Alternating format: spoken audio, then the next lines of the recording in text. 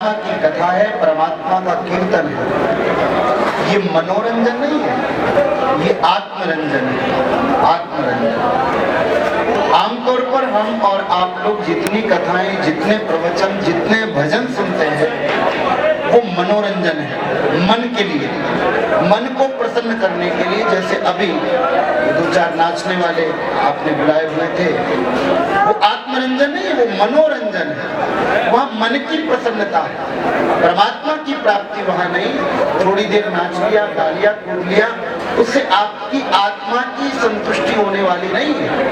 आत्मन्नेवा आत्मतुष्टये, शास्त्र कहता है कि पहले तो हम ये जाने कि जहाँ हम आए हैं वहाँ आए क्यों हैं। दरअसल हम और आप जो आजकल तीर्थों पर आते हैं वो आते हैं पिकनिक मनाने के लिए। अधिकतर, आप सबका तो पता नहीं, परंतु 90% लोग करीब तीर्थों में आते हैं पिकनिक मनाने के लिए। लोगों को लगता है कि आउटिंग हो जाएगी, बच्चों की छुट्टियां चल रही हैं, बाहर घूमना भी हो जाएगा, लेकिन वहाँ तीर्थ का महत्व खत्म हो जाता है। हम लोग उत्तराखंड से आए हैं, हरिद्वार से। आपने अभी सुना ही होगा 15 और 16 तारीख को भगवान ने क्या करके आपको दिखाया है। देखिए, 3 प्रकार के प्रकरण होते हैं हमारे वेद में, शास्त्रों में। समझिए जरा बात को। आप अमरनाथ जी में आए हैं, अमरनाथ जी का मतलब क्या है वो तो समझें पहले, फिर उनका दर्शन करेंगे। 3 पद्धतियां हैं किसी को ज्ञान देने की, किसी को ब्रह्म ज्ञान सुनाने की, किसी को उपदेश देने की। 3 पद्धतियां हैं। पहली है लिख करके, दूसरी है बोल करके, और तीसरी है क्रियान्वित करके, कर्म के द्वारा।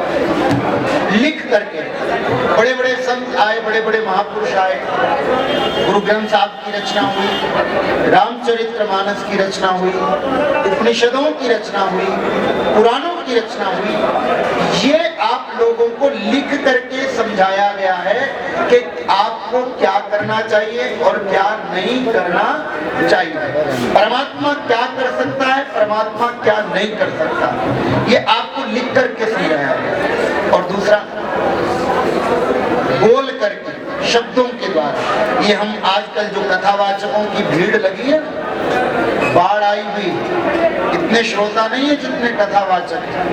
ये पंडित जी वृंदावन के, वृंदावन में मुझे लगता है कि एक आवाज लगा दो तो 10,000 भागवत के वक्ता निकल आएंगे कम से कम। बाढ़ आई हुई है वक्ताओं को, वाणी के द्वारा उपदेश देते हैं। लेकिन सबसे श्रेष्ठ उपदेश वेद में कौन सा बताया है? लिखा हुआ नहीं, कहा हुआ नहीं, जो क्रिया के द्वारा आपको बताया जाए, जरा समझना। लेकिन उनका एक नाम है प्रलयंकारी। क्या नाम है?